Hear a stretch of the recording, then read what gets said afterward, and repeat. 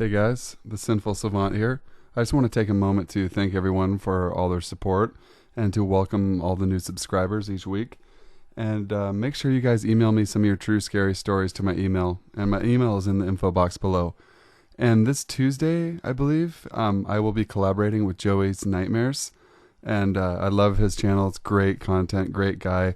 So I'm really stoked to be featured on his channel for his Tuesday collaboration videos. So make sure to look out on the channel for the collab with Joey's Nightmares this week. And I will be talking to you guys again in the next video soon. Make sure you guys enjoy the video. Let me know and in the comments and give me any suggestions that you guys might have too. So all is welcome. So let's get started, guys. So since the last one was deleted, I decided to post what happened to me and my wife. How about we call my wife Tracy? My friend Sean is dead, so I don't think he minds me using his name. So the year before he died from lung cancer, we decided to hang out. He loved my kids, not in a creepy way or anything, just gave them toys and candy. He spoiled them so much. But anyways, it was on August morning and I just woke up. Sean already woke, and me being a real fucking ninja, I kick over the teapot while I walked into the kitchen. For some reason my wife stayed asleep. I know this because she is in the kitchen in our new house as I type this. So I sigh out of relief when I got a call. This was the year 2011, and we didn't have many cell phone money. We still had the landline. Here's a recap. I live in the forest, so we had great connection. Anyways, I got a phone call from a dude. He said, "Tickle, tickle, tickle." So I tell him in my old Navy SEAL drill sergeant voice, "What bug is in your head, you lunatic?" It was just me screaming in Swedish and him trying to hang up the phone in response to me. But that wasn't it. Of course, because why would it be? So that night, me, Sean, and my wife were watching a horror movie. Let me tell you, Halloween was a better movie when it came out. Kind of like a cousin jumping out of a cardboard skeleton when I heard a familiar tickle, tickle, tickle coming from my kid's room. So I got up with my trusty Glock 17. I opened the door and I saw the kids up against their bed's headboard.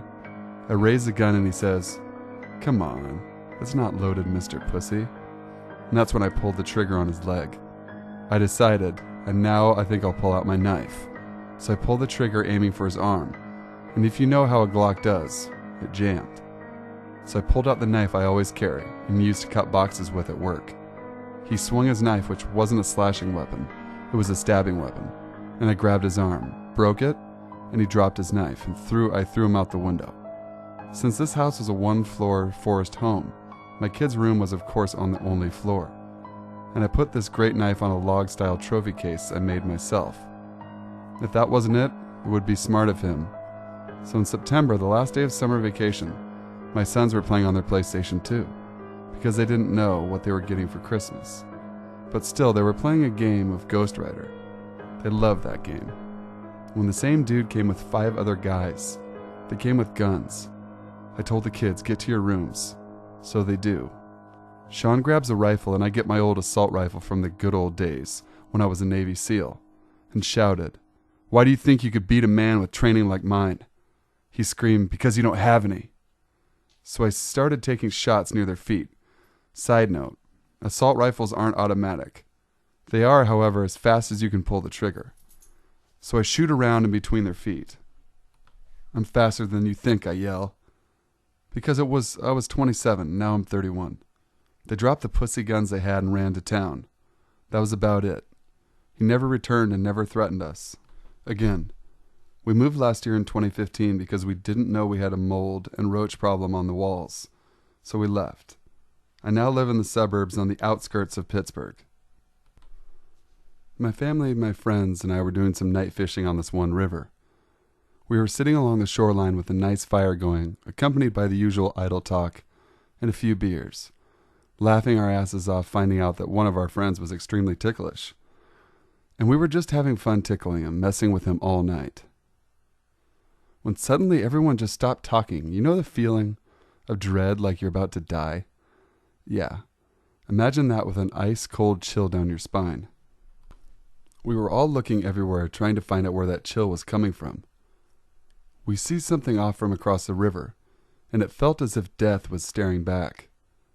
It was a very uneasy feeling, That was when a blood-curdling sound erupted from the left side of our camp that froze everyone in their tracks. The sound was unlike any other that I'd ever heard, and it made every hair on our bodies vibrate and tingle. It was a little girl at the very top of the hill, and our jaws dropped. This girl was maybe between 15 or 16, and she was dressed in mid-Victorian era clothing, just staring right at us with eyes bulged wide. We were just sitting there scared shitless. She opens up her mouth way bigger than she should be able to, and even bigger than what's possible for a human. And she lets out this scream that can only be described as someone being gutted alive, or a woman being set on fire. Just this high-pitched, blood-curdling scream. We all jump out of our skin, when just as suddenly another scream was let loose, with way more force than the other. At this point, we gunned for the car and left. We never went back for our stuff. This story takes place in America in the early 1980s, before my mom was married. She lived with her sister's husband, and their 3 dogs. My mother's family is from Ireland, and so is my aunt's husband. His sister, Mary Catherine, was visiting the States for a few weeks. During the daytime, everyone worked, so it was just Mary Catherine at home with their 3 dogs. Princess, a German Shepherd Standard Collie mix, Kelly, a German Shepherd Husky, and Mickey, a massive illegal wolf mix. All 3 dogs were big hams, but fiercely protective.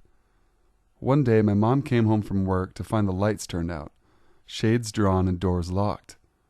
She thought maybe Mary Catherine had gone for a walk, but when she opened the door, she met Mary, standing white as a sheet with a knife in her hand. "Oh, Patsy, something terrible happened today. We had a visitor," she spoke. Around noon, Mary was in the kitchen fixing herself some lunch when she heard the front door open. The dogs went crazy, howling and barking. The dogs never barked at family, so she went to see what it was. It was a man. A man she had never seen before let himself in through the unlocked door and was sitting on the couch. The dogs stood on the staircase landing adjacent to the couch and refused to go near him. Before she could ask who he was, he said, "I'm very thirsty. Could you give me a drink of water?" She figured he was just a neighbor, or maybe his car had broken down. The house was situated in a remote and relatively safe area, so she didn't think of him as a threat. Plus, she was from a small village where she knew everyone, and unexpected guests were the norm for her. He sat on the sofa so casually, like he was waiting for someone. She said hello and went to the kitchen to get him a drink, ushering the dogs in with her to avoid making a fuss. They were very angry, growling at the man with their hackles raised, but they hadn't approached him. She had her back turned to the kitchen sink, filling up a glass for him, when she felt a hand clap on her shoulder. "Are you waiting on someone? The family won't be a while," Mary said nervously. "I know they won't," the man replied coldly. Mary whipped around to face the man. "You know," he said, "you're a good-looking woman, and I'm a good-looking man." The dogs backed up against her, barking and howling. She reached behind her to grab a knife off the block in one hand and the glass of water in the other. "I think you should drink your water and be on your way." The man stood and drank the water, while Mary stood there with the dogs. She watched him place the glass on the table, open the door, go down the steps, and walk into the street, until she lost sight of him. Once everyone was home, my mother called the police. There wasn't much they could do since Mary wasn't hurt, and they hadn't heard any reports of break-ins or assaults lately, so they just took a statement. My family always tells the story as an example of how the Irish people tend to downplay unfortunate situations, almost humorously. The Irish comedian Tommy Tiernan calls this a fundamental darkness that the Irish people have. We laugh at the blackness in life, but it leaves a lot of questions unanswered. Had that man been watching the house to know everyone's schedule, knew that Mary wasn't from around here, and was going to use that to take advantage of her? Or was he just a wandering creep looking for unlocked doors? If anyone would like to use this in a video, please let me know. Thanks for listening, guys. This is the Sinful Savant. Please make sure to like, comment, share, and subscribe. Join the Sinful Nation. And until next time, stay sinful.